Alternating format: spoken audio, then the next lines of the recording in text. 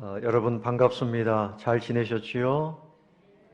예, 우리 옆에 계신 분들과 한번 이렇게 고개로 인사합시다.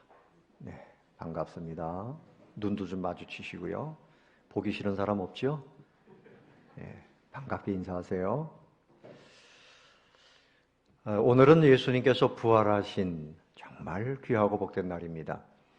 우리 기독교를 다르게 표현하면 부활 생명 이렇게 표현해야 됩니다.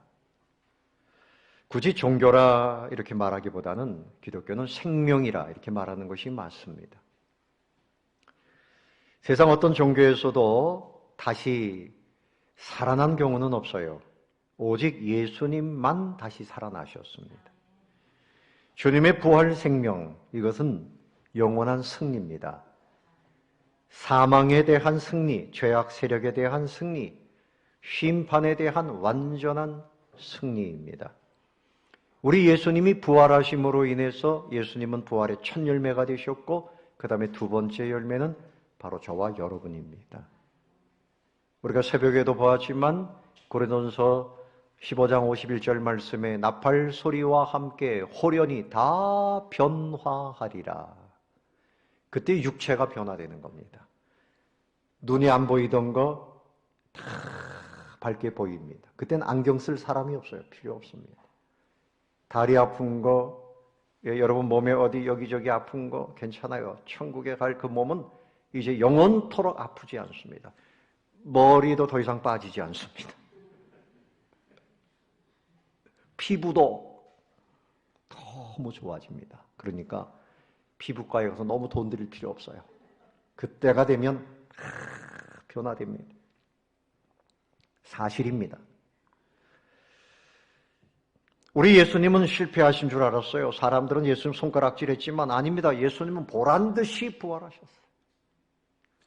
주님의 십자가는 가장 초라한 것이었지만 그 안에 하나님의 놀라우신 영광과 승리가 담겨져 있던 것입니다. 그래서 부활신앙, 오늘 말씀의 제목은 부활신앙입니다. 여러분, 예수님 당시에 사두개파에서 대제사장이 나왔지만 이 사람들은 부활을 믿지 않았어요.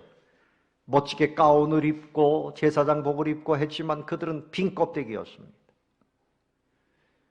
또 바리새파 사람들은 부활신앙이 있었지만 부활의 주님을 몰라봤어요. 예수님을 십자가에 못 박았습니다. 부활신앙을 가지지 않으면 그 신앙생활이 생명력이 없고 잘못된 길로 가는 것입니다. 오늘 이 말씀을 통해서 여러분이 부활신앙을 확인하시고 확실하게 세울 수 있게 되시기를 바랍니다. 부활신앙은 능력이에요. 승리입니다. 그리고 날마다 열매를 맺어요. 천국을 경험합니다. 하나님을 늘 경험하며 사는 거예요. 첫 번째로 생각할 것은 부활신앙은 부활 주님과 새 인생을 사는 겁니다. 새 인생. 무슨 인생? 새 인생입니다. 그러니까 옛사람, 옛 인생. 네? 옛 인생은 이제는 끝내야 되는 거예요. 주님이 죽음을 이기고 살아나셔서 40여일 동안 제자들과 여러 번 만났어요. 근데 이들과 공적으로 만났는데 오늘 세 번째 만난 사건이에요. 여제자들 그리고 베드로 개인적으로 만났고 또 10제자들과 한꺼번에 만나셨고요. 도마를 포함해서 또 한 번 11제자들과 만났고 오늘 고기 잡으러 간 이 7제자에게 우리 예수님이 또 찾아오셨어요. 이 7제자가 왜 고기를 잡으러 갔을까? 아니 예수님이 부활하신 것을 분명히 경험했는데 어떻게 고기를 잡으러 갔을까? 어떻게 그럴 수가 있냐는 거죠. 근데 그들의 모습이 사실은 우리의 모습입니다. 이들이 주님이 부활하셨는데 그래도 우리는 먹고는 살아야 될 거 아니냐. 일상생활은 해야 될 거 아니냐. 옛날에는 예수님 따라다니면서 이렇게 저렇게 먹고 살았지만 예수님 이제 우리와 함께 하시지 않으니까 우리가 어떻게 하든지 먹고 살아야 되는데 할 수 있는 건 고기 잡이니까 고기 잡으러 가세 하고 간 거지요. 그런데 이들이 고기를 잡으려고 갔는데 오늘 말씀해 보니까 밤새도록 그물을 내렸는데 빈 그물만 올라옵니다. 얼마나 참 마음이 그랬겠습니까? 근데 그 새벽에 예수님이 거기 나타나셨어요. 얘들아, 고기가 좀 있냐? 예, 없습니다. 아무것도 없어요. 헛수고한 거죠. 그런데 말이죠, 예수님께서 얘들아, 그 배 오른편에 한번 던져봐. 아, 예, 알겠습니다. 오른편에 던졌더니 한꺼번에 팔뚝만한 큰 고기가, 작은 고기는 아예 잡히지도 않고 153마리가 잡혔다. 11절에 그렇게 기록되고 있어요. 그래서 그물이 꽉 차가지고 막 찢어질 정도예요. 그렇게 잡혔습니다. 아니, 어떻게 이럴 수가 있습니까? 조금 전까지만 해도 밤새도록 오른편, 왼편 다 던져봤는데 한 마리도 잡히지 않았거든요. 그런데 왜 지금은 갑자기 이렇게 한꺼번에 153마리 팔뚝만한 고기가 이렇게 잡힌 겁니까? 왜 이래요 도대체 주님? 네? 요즘에 노래 중에 있잖아요. 세상이 왜 이래요 테스 형? 왜 이래요 주님? 이게 도대체 뭡니까? 여러분 짐작이 되십니까? 그들의 그 모임에 한 분이 오셨기 때문에 바뀐 거예요. 그분이 누굽니까? 예수님이에요. 그렇습니다. 통상 어부들은요, 고기를 잡으면 조그만 건 다음에 큰 다음에 잡자 그러고 다시 바다로 돌려보냅니다.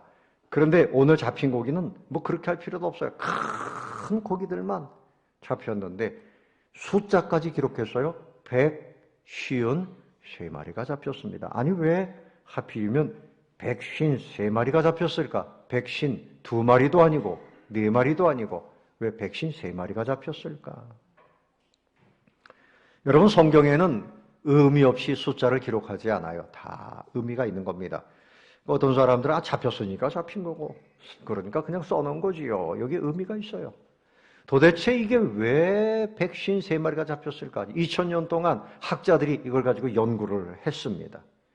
어떤 사람은 바요나 시몬 베드로의 이름입니다. 그 스펠링을 숫자로 이렇게 환산을 해보니까 153마리다 이렇게 얘기하는 사람이 있고, 또 어떤 사람은 1 더하기 2 더하기 3 더하기 4 더하기 5 더하기 17까지 더하니까 153이 나오더라. 그래서 그거다. 이게 도대체 뭔 소리입니까? 이게 뭔 말입니까? 그런데요, 초대교회의 가장 탁월한 성경학자 중에 한 분인 오리겐이 해석을 했어요. 그 당시에 물고기의 종류를 생물학자들이 말하기를 153가지 종류가 있다 이렇게 말했다는 거지요. 그러니까 모든 물고기가 다 잡힌 것이다 이런 의미가 있다는 것입니다. 그러니까 모든 종류를 다 포함해서 온전하다, 충만하다, 부족함이 없다. 이 그물은 뭡니까? 마땅히 하나님의 은혜를 담아야 할 교회, 하나님의 은혜를 담아야 할 인생을 말하는 거죠. 그러니까 예수님이 오셔서 살아나신 부활하신 예수님이 함께 하시니까, 그 전에는 빈 그물을 끌어올렸지만 예수님이 오시면서 부족함이 없도록 은혜가 충만해졌다는 것입니다. 은혜가 충만해졌습니다. 그렇습니다. 주님이 우리의 삶 가운데 함께 하시기를 원하십니다. 주님이 함께 하시지 않으면 여러분 보나마나 뻔합니다. 수고는 수고인데 헛수고입니다. 그물은 그물인데 무슨 그물? 빈 그물입니다. 헛그물이 아니라 빈 그물입니다. 빈 그물입니다. 그러니까 우리가 늘 생각해야 될 것은 그물을 준비하기 전에 먼저 주님이 나와 함께 하시는가? 사업을 하기 전에 여기에 주님이 함께 하시는가? 또 일을 하다가도 주님을 보이지 않으면 주님을 찾아야 돼요. 주님과 함께 해야 됩니다. 모나미 볼펜, 가장 오래된 볼펜 아닙니까? 거기에 보면 253이라고 써 있어요. 왜 써놨을까요? 그 회장님도 예수 믿는 분이에요. 오늘 요한복음 21장 11절을 근거로 해서 우리 볼펜이 많이 팔리게 해주십시오.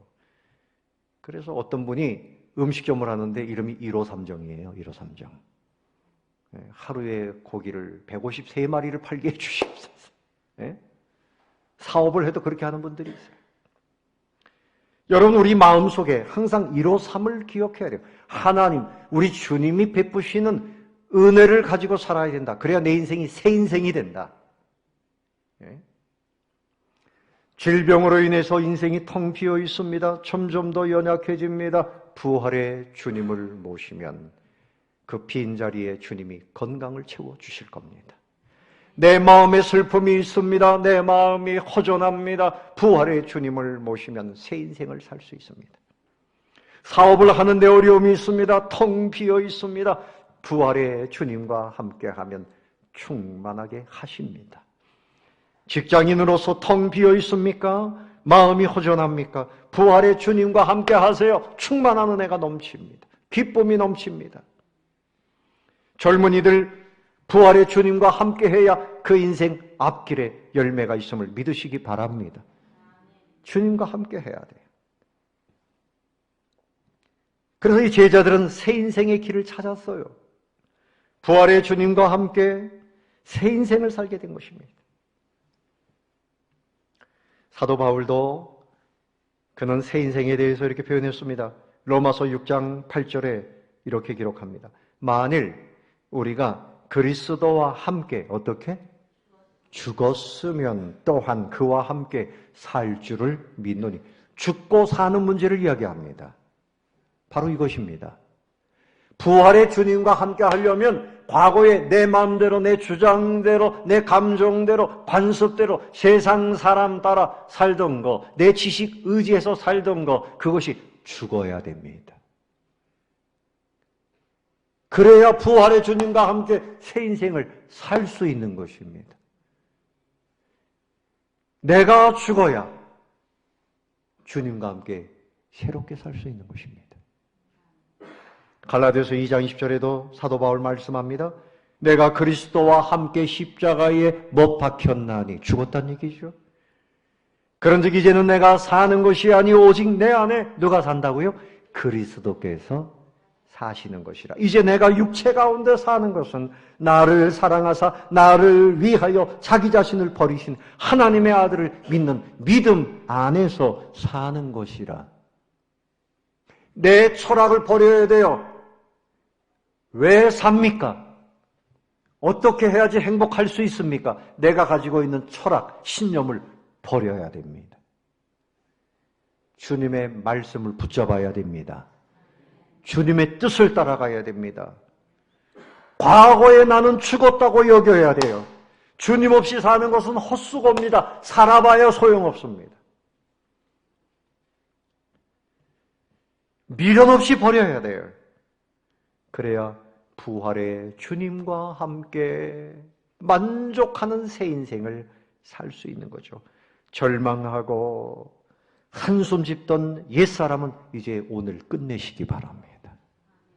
끝내는 방법은 내 자아가 죽어야 돼요. 목사님, 내 생각에는요, 이거 버려야 됩니다.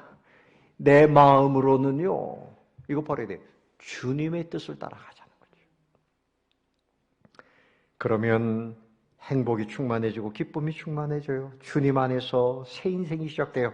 살아 약동합니다. 예배가 새로워집니다. 복음의 은혜를 누립니다. 교회 생활이 즐거워집니다. 주님을 만나서 행복한 기도 생활이 시작됩니다. 그래서 이 제자들은 그 갈릴리 바다에 머물려고 했지요. 거기서 고기잡이 해서 남은 생에 살려고 했습니다. 그런데 주님을 만나고 그들은 국제적인 인물이요, 주님과 함께 더 크고 위대한 일을 감당하게 됐어요. 그저 생계나 이어가자 하던 인생이 주님과 함께 더 멋진 인생이 된 것입니다. 사랑하는 성도 여러분, 주님과 함께 새 인생을 출발하시기 바랍니다. 내가 가지고 있는 작은 꿈을 내려놓고 주님이 주시는 꿈이 뭔가를 이제 찾아가는 거지요. 두 번째로 생각할 것은 부활신앙은 일상생활 속에서 주님과, 부활의 주님과 함께하는 겁니다. 언제요? 일상생활 속에서. 날마다. 부활의 주님은 재림하실 때 만날 겁니까? 아니에요. 오늘 아침에 그리고 이 시간도 부활의 주님을, 옆에 계신 주님을 만나야 됩니다. 점심에도 만나고 저녁에도 만나고. 여러분, 그림을 한번 보세요. 취미생활할 때도, 운동을 할 때도 넘어가세요. 그 그림 아니에요. 넘어가세요. 일상생활 속에서 음악을 해도, 내가 뭔가 다른 걸 해도, 그 가운데 가족들과 모임을 할 때도 항상 부활의 주님이 함께 하시기를 원하시는 겁니다. 부활의 주님은 살아계셔서 나와 함께 하기를 원하시는 거예요. 위대한 그림을 그린 사람들, 주님과 함께 함으로 위대한 그림들을 그렸어요. 음악을 하는데도요, 주님과 함께 함으로.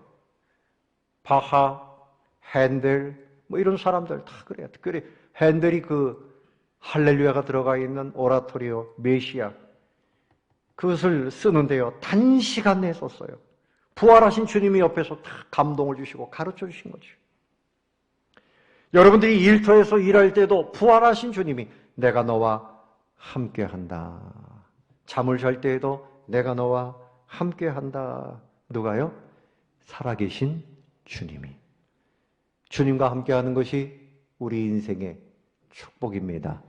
행복입니다. 그래서 뭘 하든지 좋은 생각을 주님이 주세요. 아이디어도 주십니다. 생각지도 못했던 것을 가르쳐 주십니다. 또 생각나게 하십니다. 가도록 인도해 주십니다. 예? 보호해 주십니다. 가족이 대화할 때도 부활하신 주님이 우리 대화 가운데 함께 하시는 거예요. 일상생활 속에서 부활의 주님과 함께하는 것이 부활신앙입니다. 부활절에만 부활의 주님을 한번 생각하고 또 1년 지나가고, 아닙니다. 날마다 살아계신 주님과 함께 살게 되시기를 바랍니다. 주님 뜻대로 사는 거예요. 주님과 함께 사는 거예요. 제자들이 빈 그물만 끌어올릴 때 주님이 오셔서 물끄러미 바라보시고 너에게 물고기가 있느냐 이렇게 말씀하시고 153마리의 큰 고기를 잡게 하시더니 그 고기를 같이 구워서 식사도 하셨어요. 같이 나누는 거죠. 오스왈드 샌더스라고 하는 분이 모래 위의 발자국이라고 하는 시를 썼어요. 10번, 100번 들어봐도 은혜로운 시입니다. 제가 한번 읽어보겠습니다. 한번 감상해 보세요. 어느 날 밤 꿈을 꾸었네. 주와 함께 바닷가 거니는 꿈을 꾸었네. 하늘을 가로질러 빛이 임한 그 바닷가 모래 위에 두 쌍의 발자국을 보았네. 한 쌍은 내 것, 또 한 쌍은 주님의 것. 거기서 내 인생의 장면들을 보았네. 마지막 내 발자국이 멈춘 그곳에서 내 인생의 길을 돌이켜 보았을 때 자주 내 인생 길에는 오직 한 쌍의 발자국만 보였네. 그때는 내 인생이 가장 비참하고 슬펐던 계절이었네. 나는 의아해서 주님께 물었네. 주님, 제가 당신을 따르기로 했을 때 당신은 저와 항상 함께 하신다고 약속하셨잖아요. 그러나 보세요. 제가 주님을 가장 필요로 했던 그때 거기에는 한 쌍의 발자국밖에 없었습니다. 주님, 저를 떠나 계셨나요? 주님께서 대답하셨다네. 나의 귀하고 소중한 아이여, 나는 너를 사랑하였고 너를 조금도 떠나지 않았단다. 너의 시련의 때, 고통의 때에도 내가 본 오직 한 쌍의 발자국, 그것은 나의 발자국이었느니라. 그때 내가 너를 등에 업고 걸었노라. 여러분, 주님은 여러분들과 함께 하시고 안아주시고 손으로 잡아주시고 또 업어주시고 여러분과 늘 일상생활에서 함께 하시기를 원하십니다. 그 주님과 함께 일상생활에서 사는 것이 부활의 신앙입니다. 영국의 시인 테니슨이 시골 길을 가는데 한 부인을 만났는데 너무 행복해서 도대체 뭐가 저렇게 행복할까 물어보았답니다. 부인, 뭐가 그렇게 행복합니까?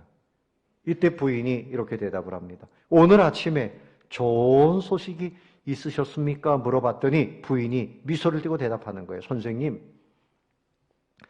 저는 한 가지 소식밖에 모릅니다. 그것은 예수 그리스도께서 온 인류를 위해서 죽으셨다가 3일 만에 부활하셨다는 그 소식입니다. 그것 때문에 나는 오늘도 행복합니다. 그래서 테니슨도 맞장구를 쳤다 그래요. 부인, 그것은 참 오래된 소식이고 항상 새로운 소식이고 정말 좋은 소식이지요. 그렇습니다. 여러분, 아침에 일어나면 주님은 부활하셔서 내 곁에 계시네. 그렇게 외쳐보시기를 바랍니다. 주님이 부활하셔서 우리의 길을 인도하고 계시는 겁니다. 여러분을 보호하고 계시는 겁니다. 얘들아, 너에게 고기가 있느냐? 물어보신 주님, 너에게 어떤 문제가 있느냐? 그리고 해법을 금방 가르쳐 주시잖아요. 우리로 만족하게 하실 주님이십니다. 일상생활에서 주님과 함께 하시면서 여러분 질병의 문제, 가난의 문제, 마음의 문제, 어떤 문제든지 주님과 함께 해결하시고 승리하게 되시기를 예수님의 이름으로 축원합니다. 마지막 세 번째로 생각할 것은 우리 주님이 부활신앙을 갖기를 원하시는데 부활신앙은 생명사역을 감당하는 것입니다. 생명사역, 따라해 봅시다. 생명사역. 부활의 신앙은 최후의 승리가 주님의 것임을 믿는 신앙이에요. 인도에 가면 캘커타에 리 기념병원이라고 있다고 그래요. 사연이 있어요. 리라고 하는 그 가문에서 병원을 세웠다는 거죠. 자녀가 6명인데 6명인데 높은 고지대의 학교에서 거기에 머물면서 학교를 다니고 있었답니다. 그런데 어느 날 장마비가 너무 많이 쏟아졌어요. 산사태가 났는데 그만 그 산사태로 인해서 6명의 자녀가 한 날 죽고 말았어요. 참 비참한 일이죠. 그런데 이 부모는 그것으로 인해서 하나님께 원망하지 않았어요. 오히려 집을 크게 지었답니다. 그리고 죽은 아이들을 생각하고 그 거리의 불쌍한 아이들, 방황하는 아이들을 한 500명씩 데려다가 이 아이들을 그곳에서 키웠다는 겁니다. 그래서 이들이 수십 년 동안 그래서 수천 명을 그렇게 아이들을 키우고 이렇게 했다는 거죠. 그래서 그 아이들이 죽은 그 기념비를 세웠는데 이렇게 써놨어요. 로마서 8장 37절 우리 주 예수 그리스도를 통하여 우리에게 이김을 주시는 하나님께 감사하노라. 승리와 감사는 오직 부활하신 주님 때문입니다. 아멘. 주님 때문에 이분들은 오히려 소망을 가진 거죠. 아이들이 죽었지만 아이들이 천국에 있다는 믿음을 가지고 있던 거예요. 그리고 이 아이들이 나중에 또 부활한다는 그 믿음을 가지고 있었던 거죠. 그래서 그 부모들은 이렇게 고백했다는 거죠. 우리는 한 번도 어렵다고 생각하지 않았습니다. 우리는 주님 안에서 언제나 모든 것이 기쁠 뿐이었습니다. 언제나 기쁠 뿐이었습니다. 주님이 나를 위해서 십자가 지시고 부활하셨으니 내게 영원한 미래를 주셨으니 나는 늘 기쁠 뿐입니다. 그렇게 말했다는 거죠. 부활신앙이 있으면 생명사역을 하게 돼 있어요. 여러분, 우리가 받은 은혜에 감격하면 가만히 있을 수가 없는 겁니다. 가만히 있을 수가 없는 겁니다. 그래서 오늘 이 말씀, 그물을 내린 이 사건과 관련돼서요. 3년 전에도 예수님이 똑같은 말씀하신 적이 있어요. 마태복음 4장 19절 말씀에 말씀하시되 나를 따르라. 내가 너희를 사람을 낚는 어부가 되게 하리라. 이 말씀도요. 베드로가 밤새도록 빈 그물만 끌어올릴 때 예수님께서 깊은 데로 가서 이번에는 깊은 데로 가서 던져보아라 할 때 얼마나 많은 고기가 잡혔는지 옆에 있는 친구들을 불러가지고 그물을 끌어올렸습니다. 그런데 베드로가 예수님을 무시하던 마음이 있던 거죠. 내가 고기 잡는 데 전문가인데 속으로 무시하면서도 한번 내려봤던 겁니다. 주님 앞에 가서 무릎을 꿇었습니다. 주여, 내가 죄인입니다. 나를 떠나소서. 이렇게 말씀을 드릴 때 주님께서 나를 따르라. 내가 너를 사람을 낚는 어부가 되게 하리라. 여러분, 고기를 많이 잡아서 야, 예수님이 이렇게 고기를 잡게 하시니 이제 우리가 고기 잡는데 이제부터 좀 돈 좀 벌어보세. 막 이렇게 할 수 있는데 사람들이 고기를 왜 잡습니까? 여러분, 낚시를 해서 고기 잡는 경우도 있고요. 그물을 가지고 고기를 잡는 경우가 있는데 얼마나 재밌어요. 고기가 탁 잡히면 그 고기 잡으면 어떻게 합니까, 여러분? 탁 회를 쳐가지고 그죠?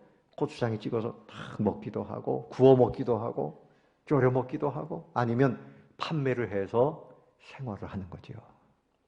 고기는 그래서 잡는 겁니다. 자, 그럼 사람은 잡아서 뭐 합니까? 사람은 잡아서 어떻게 합니까? 네? 사람은 잡아서 뭐 할 거예요? 먹어치웁니까? 어떻게 합니까?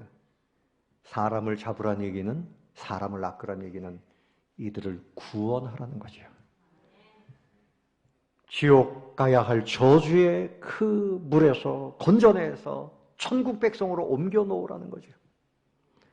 이들에게 하나님을 전하고 생명을 전하고 부활을 전하고 하나님의 시민권, 하늘나라의 시민권이 자가 되게 하고 하나님의 자녀가 되게 해주고 이들을 하나님의 은혜로 채워주기 위해서 하는 일이죠. 그러면 하나님이 기뻐하시고 그런 일을 하는 사람들에게도 또 함께 복을 주시는 거죠. 그래서 이 153마리의 큰 물고기를 잡은 제자들, 참 이들이 고기를 잡은 그 다음에 주님과 함께 구워서 먹고 그 다음에 오늘 15절 한번 보세요. 자, 15절, 21장 15절에 보면 그들이 조밥 먹은 후에 예수께서 시몬 베드로에게 이르시되 요한의 아들 시몬아 내가 이 사람들보다 나를 더 뭐하느냐? 사랑하느냐 하시니 이르되 주님 그러하나이다. 내가 주님을 사랑하는 줄 주님께서 아시나이다. 이르시되 그 다음에 뭐라 하셨습니까? 내 어린 양을 먹이라. 그 사람들을 말씀으로 양육하라. 16절에서는 내 양을 쳐라. 내 양을 이 푸른 풀밭으로 이렇게 가도 데리고 다니고 이렇게 해서 그들을 잘 키워라. 또 17절에 가서도 내 양을 먹여라. 생명사역이죠. 생명사역. 생명사역입니다. 여러분 가장 위대한 삶은 우리가 생업을 통해서 많은 돈을 벌고 이거는 하나님이 주시는 은혜 중에 가장 밑에 있는 겁니다. 여러분들 그렇게 생각하실 거예요. 목사님 밑에 있는 거라도 좀 많이 주셨으면 좋겠어요. 하나님이 보실 땐 생명과 비교할 때 그건 가장 밑에 있는 겁니다. 돈이 많아도 기쁨은 살 수가 없어요. 평안함은 살 수가 없어요. 예? 생명은 누릴 수가 없어요. 온전히 하나님의 은혜로 누리는 것을 우리가 지금 받았습니다. 그러니 이것을 사람들에게 나누어 주어라. 우리가 이 땅에서 생업을 종사하는 것은 생명 사역을 위해서 하는 겁니다. 아멘. 135년 전에 대한민국 땅에 언더우드 선교사님을 비롯해서 선교사님들이 들어오셔가지고 그 다음에 미국에서, 영국에서, 카나다에서, 호주에서 뭐 이렇게 선교사님들이 많이 오셔서 학교, 병원 다 세웠잖아요. 우리를 살리기 위해서. 그 조선 땅을 살려서 대한민국이 이렇게 큰 복을 받고 있지 않습니까? 아멘. 인정해야 됩니다. 그래서 그 당시에 고종 황제도 선교사들에게 감사해가지고 세문안 교회를 지어주고 막 그랬다고요. 고종 황제도 예? 조선 호텔 가면 거기 기도하던 그 건물이 있어요. 그분도 예수를 믿었어요. 선교사들을 통해서. 자, 우리 동서울중앙교회 세계 선교지에 오만의 필리핀, 미얀마, 캄보디아, 태국, 인도네시아, 타지키스탄, 중국, 파푸아뉴기니 우리 선교사님들이 거기서 복음을 전하고 또 만만만 생명운동, 제3세계 어린이들 그들에게 그 선교사님들이 가르치고 그래서 그 아이들이 법대에도 가고 의대도 가고 이렇게 하고 있죠. 우리가 벌써 오랫동안 섬기고 있습니다. 또 미랄심장재단 무료로 심장 수술해 주는데도 여러분들이 헌금하고 같이 하잖아요. 이게 굉장한 일입니다.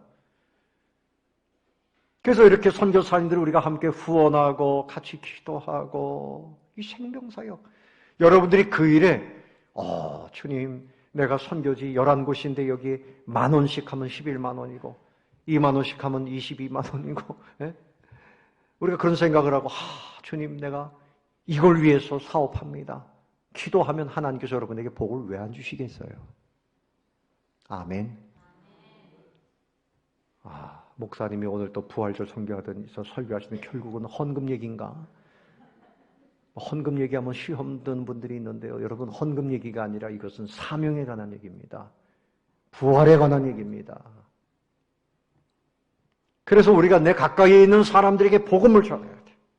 또 주일학교 아이들 키워야 됩니다. 우리 자녀들에게 신앙교육을 해야 돼요. 믿지 않는 분들 전도해가지고 키워야 됩니다. 그래서 이들에게 다 부활 신앙을 심어줘야지 천국 가는 거죠. 이것만큼 귀한 일이 없어요. 이 땅에서 큰 집을 지었다, 건물을 지었다, 위대하다. 한 사람을 전도한 일보다 위대하지 않아요. 한 사람을 전도해서 천국 가게 하는 것만큼 위대한 일이 못 됩니다. 우리가 좀 다리도 아프고 우리가 좀 이렇게 힘이 없어도 예수님 구주이십니다. 예수 믿으면 천국 갑니다. 여러분들이 전도한 것으로 인해서 그 사람이 귀가 말이죠. 계속 밤잠을 못 자요. 그 소리가 막 그냥 귀에서 울려가지고 그래서 교회 나오는 분들이 있어요.